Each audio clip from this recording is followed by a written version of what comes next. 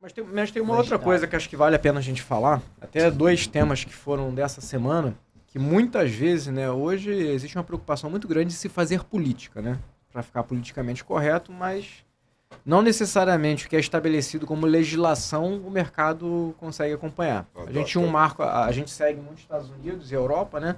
A Europa já tinha um termo que em 2035 ela não iria mais ficar, os carros a combustão seriam fabricado, no caso. Não seria mais fabricado. E já teve um movimento forte, impulsionado pela Alemanha, que mudou isso, né? A gente estava todo mundo acreditando que em 2035 não ia ter mais carro a combustão, e isso mudou. E veio a política agora do biodiesel, né? Teve até, foi o Boris Feldman que fez um artigo bem detalhado sobre isso.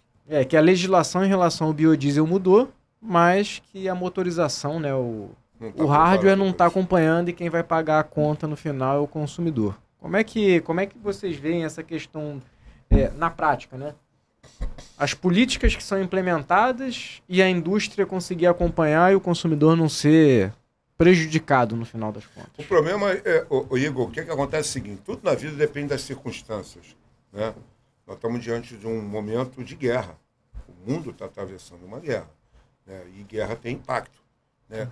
Atrás de guerra existem interesses, né? E a gente tem aí grandes potências. Hoje já não é mais os Estados Unidos.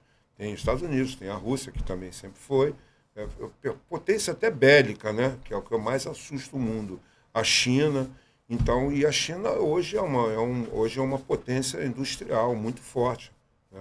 E ela hoje pode direcionar o mundo para um caminho onde ela acredita que seja bom para ela. E a eletrificação é exatamente o ponto, tá? Embora a Rússia, no meu entendimento, eu não sou economista, mas eu entendo que a Rússia está preservando, né, a questão do combustível, né, o petróleo. Mas a China não está investindo mais nisso. A China, a Índia, são mercados onde está se desenvolvendo muito na eletrificação. Marcas importantes como Volkswagen e outras já têm hoje toda a estrutura montada para o carro elétrico dentro da China, que é um mercado de maior consumo hoje, tá?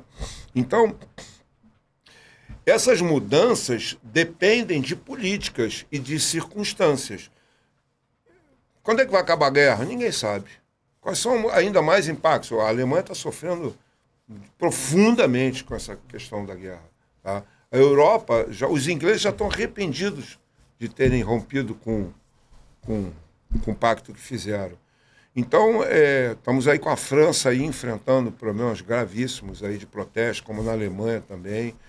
E o Brasil, eu não quero falar de política de jeito nenhum, mas o Brasil, a gente tinha um rumo, né? Nós, por decisão das eleições, nós resolvemos mudar o rumo, né? Tomara que o atual governo preserve aquilo que estava programado, ou seja, para o Brasil crescer. Nós estamos hoje uma economia forte no lado do agro, né, do negócio, que alimenta o mundo. O mundo vai ter problemas de alimentação, sem dúvida. O Brasil hoje tem um destaque muito grande no cenário mundial com essa questão de exportação de alimentos.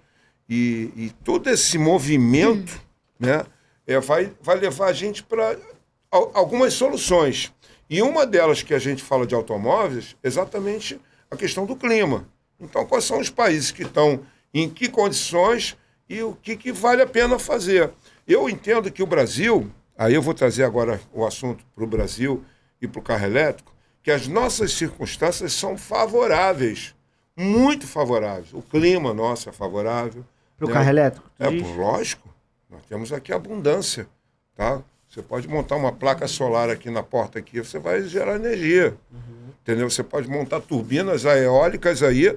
Pô, falta para a gente espaço para isso, né? A gente foi montar verdadeiras fazendas aí com turbinas eólicas e, entender, produzir energia. Isso se faz num país pequeno como o Japão. Você imagina a gente aqui, você pode ter na porta, na sua casa, no telhado lá, você hoje pode vender energia para as companhias de energia.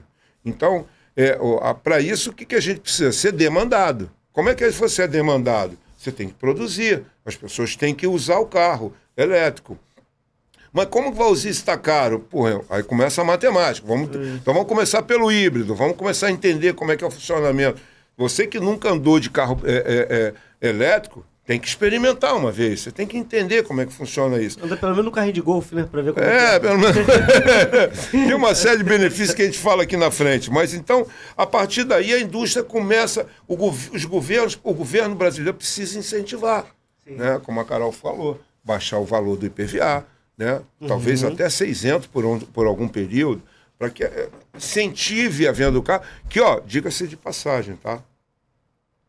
Enquanto a venda de carro a combustão está em queda livre, tá? Com todos esses problemas aí, tá amultuando um monte de problema, a venda de carro híbrido vai muito bem, obrigado. Diesel tá? ninguém mais nem quer Diesel, comprar, ninguém nem né? quer Tá comprar. caro o diesel, né? Entendeu?